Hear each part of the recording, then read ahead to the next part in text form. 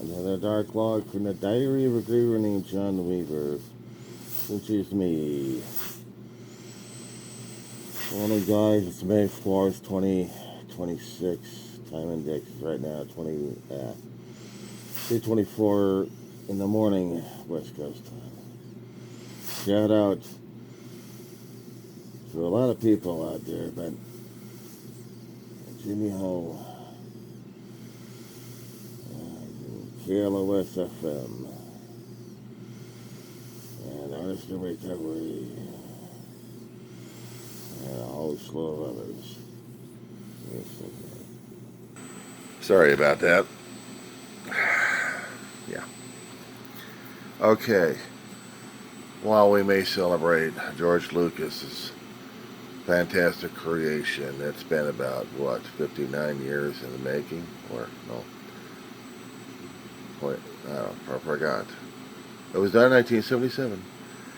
But I can tell you that 7 years earlier than that, on this particular day, in a university called Kent State,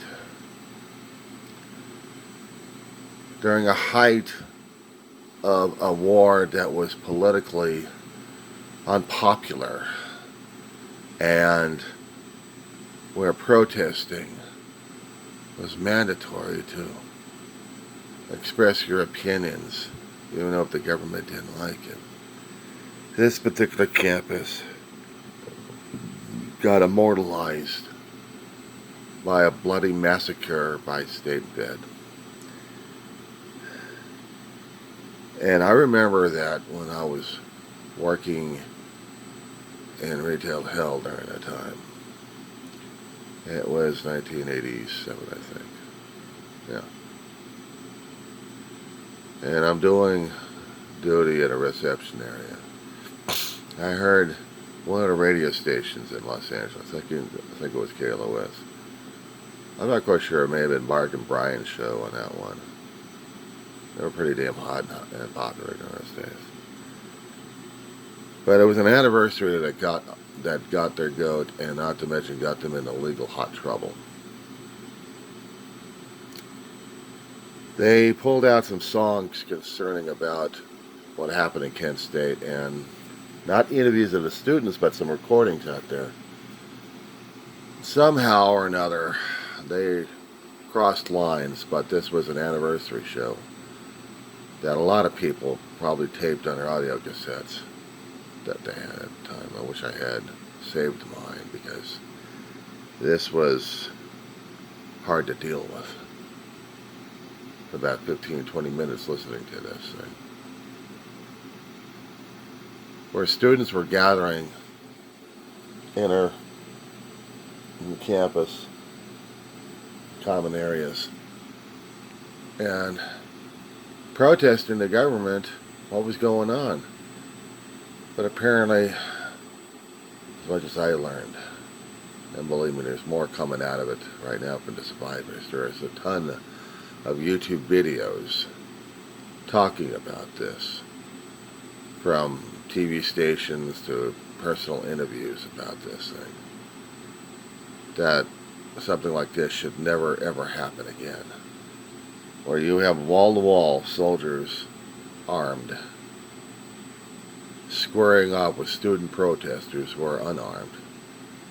And I barely remember if I had the conversation correctly on this one. I'm telling you, there's live ammo in those guns. If you walk towards them, they'll kill you.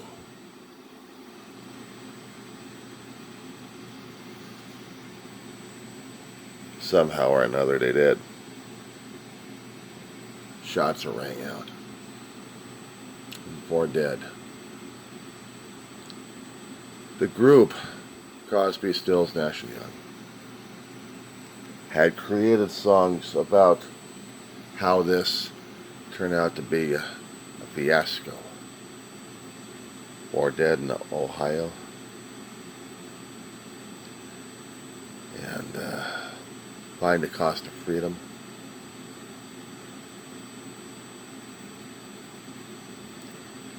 And there was another group out there. Plus that sound, everybody know. Oh God, I can just remember that song going through the head. It's out there on the YouTube, and these are protest songs that happened at a time when the war was really winding down, and people are getting sick and tired of the body bags and of the bloodshed and of the photographs and the videos that they were seeing live, sometimes on their television sets during dinner time or whatever time they're watching it. Usually during dinner time, anyway. Ma was freaked out, I think. I didn't know what the hell was going on. I'm seeing all these damn images as a kid. What the hell was going on? It's one thing. Back in 1969, I saw a lunar lander. Cool. 1970, we had an earthquake. And then we actually saw something that would scare the shit out of us. Shootings on our screens. And pictures that would make us throw up. But the one that really would make us throw up is hearing about 4 people that died at a university. 4 students, protesters. There was other people that got wounded. But just 4 people, unarmed, shot by troopers. Of course, they called them stormtroopers during those days, I guess. But that's what really makes it a day to remember or a day to forget. Now, we can't forget the kind of shit that happened back then. We had a government that was just as corrupt, but not as crazy as we have it today. And this is what scares the hell out of me, guys.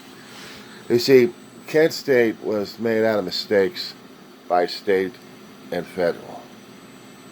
Curtailing freedom of speech, the right to protest, the right to tell the government, First Amendment rules here. You cannot do this. We are trying to address or redress our grievances to the federal government. According to the Constitution of the United States, we have that right.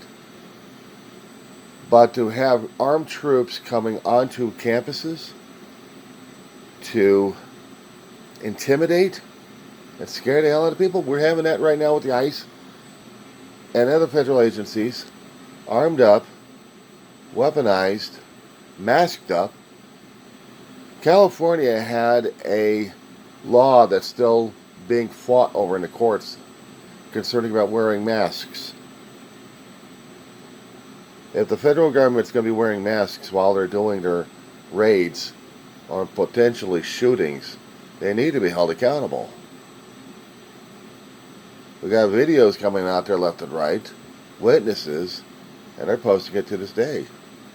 But back then, if you had a camera, you'd be taking pictures left and right. If you had a movie camera, you'd be taking films about what was going on. And an audio recording,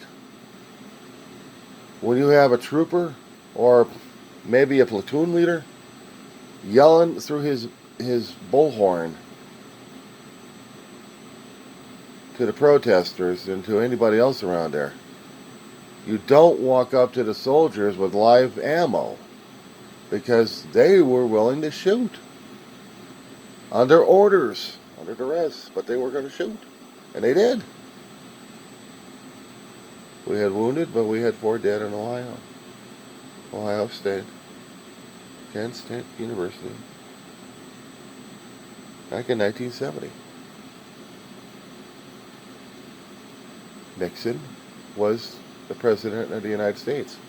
He was dealing with an unpopular war that he inherited from Lyndon B. Johnson, who only did 1 tour because he couldn't stand doing another one.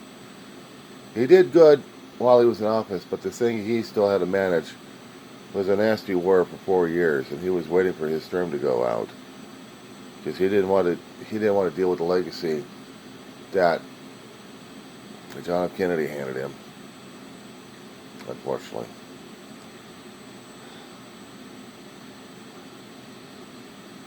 Johnson still has good things said about him concerning about civil rights. I'll applaud him for that one. But when it came down for the the Vietnam, how would you want to list it as war, conflict, police action? Hell, they were trying to do that for the Korean War, but it was still a war. We got the War Powers Act giving whoever was in charge and in office that much authority to continue doing what they did back in late 60s, 70s. Nixon finally got the peace treaty, actually the surrender, and just, but he was also a crook as well. That Trump is outclassing that bastard any day. So we got a replay of the 1960s and 70s right now in our time period. Sorry. I got hair and bugs going around. Apologies. I really gotta get a shave, you know. Just shave this shit off, you know. But this one I wanted to talk about Kent State because I forgot about it until a friend of mine online was referring to me to a couple other dates on this thing. Besides having the reminder of Kent State, reminder of the 1970 Sylmar earthquake. No, I'll take that back. 1971 Sylmar earthquake, California. Thank God I didn't have it in 70. No. What happened back in also 1970, I don't even remember what year, what month or day it was. But in that particular year, I had my heart operated on at the age of 4 years old. Another video for that one. I was just trying to focus on Kent State, but there was stuff happening in 1970. So, let's try it again, shall we? That being said.